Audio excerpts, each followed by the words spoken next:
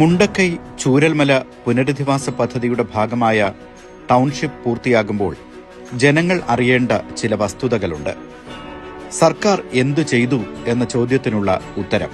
GST ഉൾപ്പെടെ സർക്കാർ township budget 299 കോടി രൂപയാണ്. എല്ലാവിധ അടിസ്ഥാന സൗകര്യങ്ങളോടും കൂടിയ 410 വീടുകൾ. ഇതിൽ പൂർത്തിയായ 178 വീടുകളാണ് ആദ്യഘട്ടത്തിൽ നൽകുന്നത്. സുരക്ഷാ സംവിധാനങ്ങൾ എല്ലാം ഉറപ്പാക്കിയാണ് നിർമ്മാണം.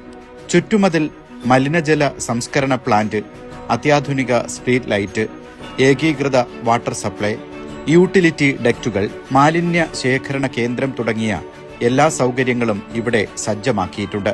11 കിലോമീറ്റർ റോഡുകൾ, ഡ്രെയിനേജ് സംവിധാനം, കലുങ്കുകൾ, market, community centre, health centre, anganwadi, കളിസ്ഥലങ്ങൾ, പാർക്കുകൾ തുടങ്ങി കമ്മ്യൂണിറ്റി ലിവിംഗിന് അനുയോജ്യമായ എല്ലാ സംവിധാനങ്ങളും ടൗൺഷിപ്പ് പദ്ധതിയുടെ ഭാഗമാണ്. 1000 സ്ക്വയർ ഫീറ്റ് ഭൂകമ്പ പ്രതിരോധ ശേഷിയുള്ള RCC ഫ്രൈഡ് സ്ട്രക്ചർ സാങ്കേതികവിദ്യ ഉപയോഗിച്ചാണ് നിർമ്മാണം. മാത്രമല്ല, നിർമ്മാണത്തിനായി ഉപയോഗിക്കുന്നത് ഏറ്റവും മികച്ച ISI സർട്ടിഫൈഡ് ബ്രാൻഡുകൾ മാത്രമാണ്. വെറും പാഴ്വാക്കുകളോ കല്ലിട്ടുപോകലോ അല്ല.